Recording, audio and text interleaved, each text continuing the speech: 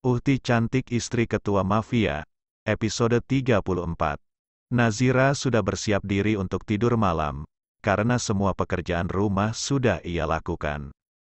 Akan tetapi, ia lupa belum mematikan lampu yang ada di ruang tamu.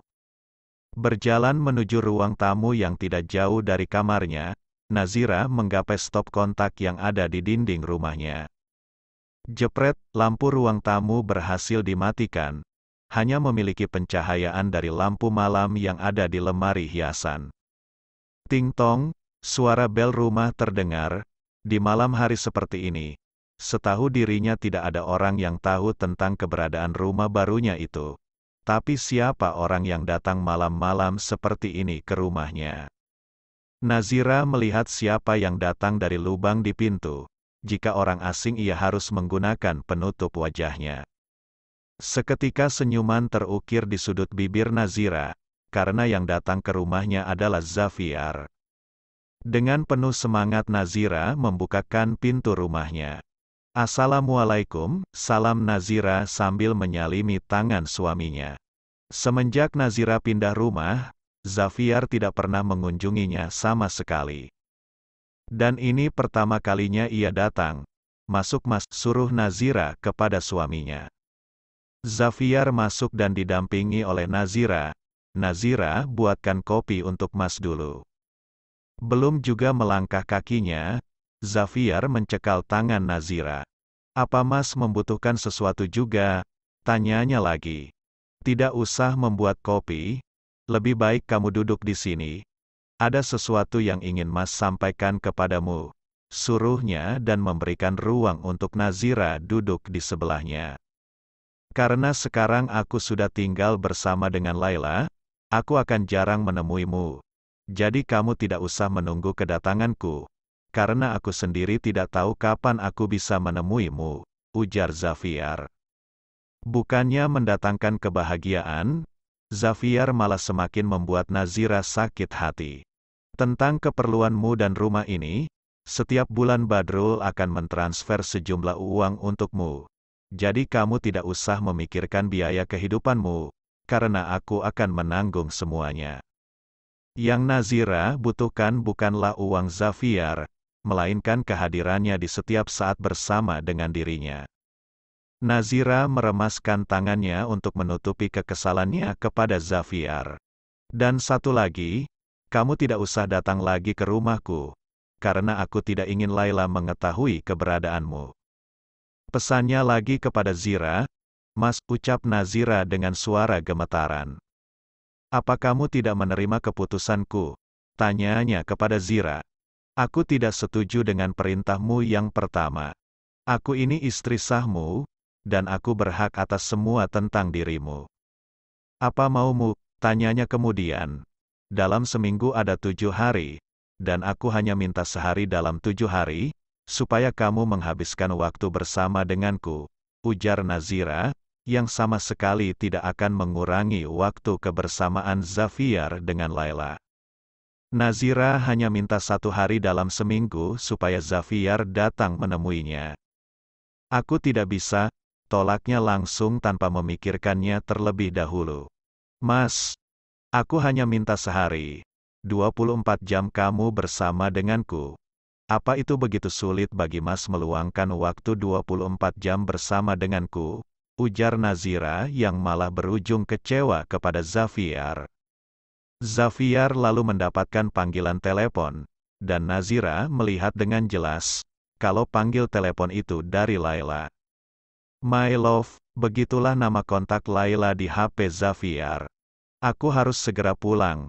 Laila sudah menungguku di rumah," katanya yang malah pergi setelah mendapat telepon dari Laila. Padahal Zafiar baru saja sampai. "Lalu bagaimana dengan diriku? Apa kamu tidak pernah memikirkan diriku sama seperti dirimu memikirkan Laila?" batin Nazira. Andai Nazira bisa mengatakan itu semua langsung kepada Zafiar, mungkin hatinya lebih baik sekarang. "Aku akan selalu menunggu kepulanganmu Mas. Wassalamualaikum." Salam Nazira sebelum Zafiar pergi. Satu tetes air mata turun begitu saja setelah kepergian Xavier dari hadapannya.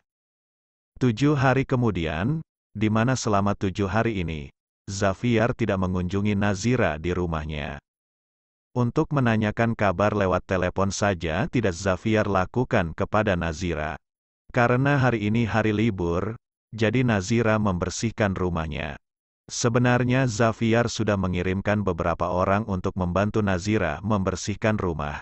Tapi Nazira tidak menerimanya, karena ia akan membersihkan rumah oleh dirinya sendiri.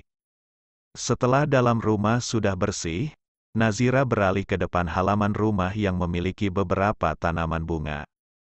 Karena rumput di rumahnya terlalu rimbun, akhirnya Nazira memotongnya dengan menggunakan gunting kebun. Seharusnya di hari libur ini Nazira habiskan untuk beristirahat ataupun sekedar hangout bersama dengan sahabatnya. Tapi ia malah menghabiskan waktunya seorang diri di rumahnya. Kering sudah bercucur di pelipis dari Nazira. Cuaca kali ini sangat panas, jadi akan membuatnya mudah berkeringat. Setelah membersihkan halaman depan dan memotong rumput, Nazira membuang sampahnya. Saat dia ingin membuang sampah, Nazira merasa kesulitan, karena sampah yang akan ia buang cukup banyak. Nazira melihat keadaan sekitar, siapa tahu ada orang yang bisa ia pinta bantuan. Nazira melihat seseorang yang sepertinya juga sedang membuang sampah. Nazira menghampirinya, "Assalamualaikum," Salma Nazira terlebih dahulu. "Waalaikumsalam," jawab pria itu sambil membalikkan tubuhnya. "Mas Afkar," panggil Nazira. Nazira tak percaya kalau ia akan bertemu dengan Afkar di lingkungan barunya. "Nazira?" tanya Afkar, takutnya ia salah mengira. Dan Nazira mengangguk. "Mas Afkar tinggal di sini?" tanyanya kembali. "Iya, rumah Mas ada di sekitar sini. Apa kamu baru pindah ke sini?"